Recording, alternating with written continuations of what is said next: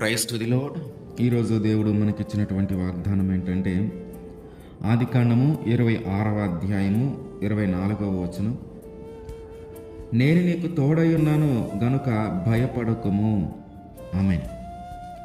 నూతన సంవత్సర ప్రారంభ దినాన దేవుడు మనకిస్తున్నటువంటి వాగ్దానం ఏంటంటే నీవు భయపడవద్దు. సాధారణంగా నూతన సంవత్సరం అంటే నూతనమైన ఆలోచనలు, నూతనమైన ఆశలు, నూతనమైన తీర్మానాలు, నూతనమైన పనులను మనం ప్రారంభించడానికి సిద్ధపడతాం. అలాగే కొద్దిపాటి భయం కూడా మనలో ఉంటుంది. ఈ సంవత్సరం ఎలా గడుస్తుందో, ఈ సంవత్సరం ఎలాంటి సవాళ్ళను ఎదుర్కోవాలో, ఈ సంవత్సరం ఎలాంటి పరిస్థితులను ఎదుర్కోవాలో, ఈ సంవత్సరం ఎలాంటి అనుభవాలను ఎదుర్కోవాల్సి వస్తుందో, మనం ప్రారంభించిన పనులు చక్కగా అవుతాయో లేవో, మనం తీసుకున్న తీర్మానాలను మనము వాటిని చక్కగా జరిగించగలుగుతామో లేదో, వాటి ప్రకారం మనం జీవించగలుగుతామో లేదో అని ఒక చిన్నపాటి భయం మనలో ఉంటుంది. కానీ దేవుడు అంటున్నాడు, నీవు భయపడొద్దు, నేను నీకు తోడుగా ఉన్నాను. ఈ సంవత్సరం అంతా దేవుడు మనకి తోడుగా ఉంటాను అని ఆయన వాగ్దానం చేస్తూ ఉన్నాడు. నీ చుట్టూ ఉన్న వాళ్ళు దేవుడు నిన్ను ఆశీర్వదించడాన్ని బట్టి నీ మీద వాళ్ళు అసూయ పడుతూ ఉండవచ్చు. నీ చుట్టూ ఉన్న వాళ్ళు నీ యొక్క గొప్పతనము, దేవుడు నీకు ఇచ్చిన ఆశీర్వాదము, దేవుడు నీ జీవితంలో జరిగించిన మేలు, దేవుడు నీకు ఇచ్చిన ఆ కలిమిని బట్టి వాళ్ళు అసూయ చెంది ఉండొచ్చు. కానీ వాళ్ళని చూసి నువ్వు భయపడొద్దు. ఇస్సాకు గారి జీవితంలో ఆ కరువు వచ్చిన తర్వాత, దేవుడు అక్కడే ఉండమన్న తర్వాత, విత్తనం వేసి నూరంతల ఫలము పండించిన తర్వాత, దేవుడు దాన్ని ఆ విధంగా ఆశీర్వదించిన తర్వాత, అక్కడున్నటువంటి ఆ ఫిలిస్తీన్లందరూ కూడా ఇస్సాకు గారి మీద అసూయపడ్డారు. అందరికీ కరువు ఉంది, కానీ ఇస్సాకుకు మాత్రం సమృద్ధి ఉంది. అందరూ తిండికి ఇబ్బంది పడుతూ ఉంటే ఇస్సాకు దగ్గర మాత్రం సమృద్ధి, పోషణ చక్కగా ఉంది. ఆ విధంగా దేవుడు ఇస్సాకుని అభివృద్ధి చెందించడాన్ని బట్టి, గొప్పవాడిగా చేయటాన్ని బట్టి అక్కడున్న ఫిలిస్తీన్లందరూ అసూయపడ్డారు. కానీ దేవుడు అంటున్నాడు, నీ చుట్టూ ఉన్న వాళ్ళ అసూయపడని, నువ్వు భయపడొద్దు. నీ చుట్టూ ఉన్న ఫిలిస్తీన్లందరూ నిన్ను చూసి అసూయ పడుతూ ఉన్నా సరే నువ్వు భయపడొద్దని దేవుడు వాగ్దానం చేస్తూ ఉన్నాడు ఇస్సాకు గారు.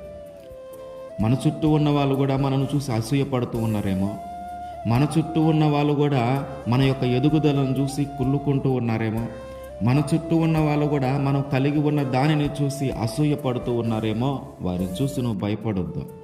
నీ చుట్టూ ఉన్న వాళ్ళు నిన్ను నిందించాలని అనుకున్నా, నీ చుట్టూ ఉన్న వాళ్ళు నిన్ను అవమానించాలని అనుకున్నా, నీ చుట్టూ ఉన్న వాళ్ళు నీకు కలిగినది నీ దగ్గర నుంచి తీసివేయాలని అనుకున్నా, వారిని చూసి నువ్వు భయపడొద్దు. ఎందుకంటే దేవుడు నీకు తోడుగా ఉన్నాడు.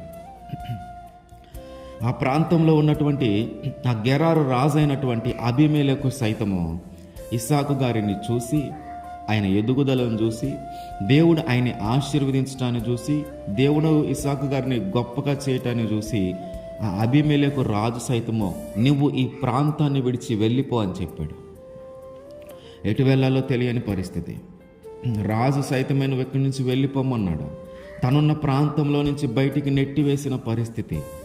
కానీ దేవుడు అంటున్నాడు ఇస్సాకు గారితో, నీవు భయపడొద్దు, నేను నీకు తోడుగా ఉన్నాను. ఈరోజు మనం కూడా అదే పరిస్థితిలో ఉన్నామేమో. మనం నివసించే ప్రాంతంలో నుంచి మనల్ని వెళ్ళగొడుతూ ఉన్నారా? మనం ఉన్నటువంటి ఆ ప్రదేశంలో నుంచి మనల్ని బయటికి పంపించి వేయాలని చూస్తూ ఉన్నారేమో.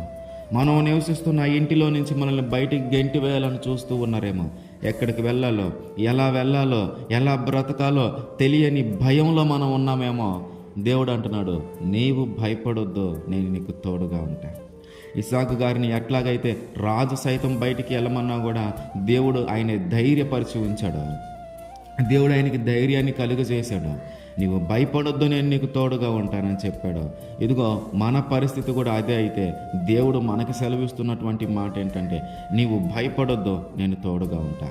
నీ చుట్టూ ఉన్న వాళ్ళు, ఇస్సాకు చుట్టూ ఉన్న ఫిలిస్తీన్లందరూ అసూయపడ్డారు.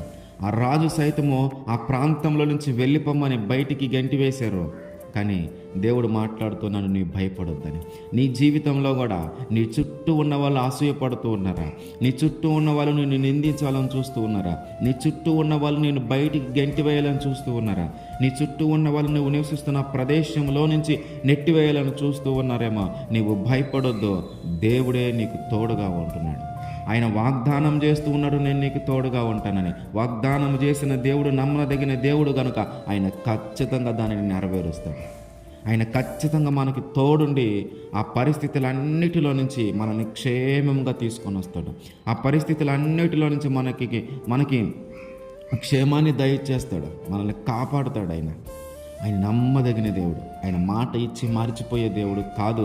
ఆయన ఖచ్చితంగా జరిగించే దేవుడు కనుక నీ చుట్టూ ఉన్న మనుషులను చూసి కానీ, నిన్ను గెంటి వేయాలనుకున్న మనుషులను చూసి కానీ నువ్వు భయపడొద్దు. దేవుడే నీకు తోడు. ఆమేన్.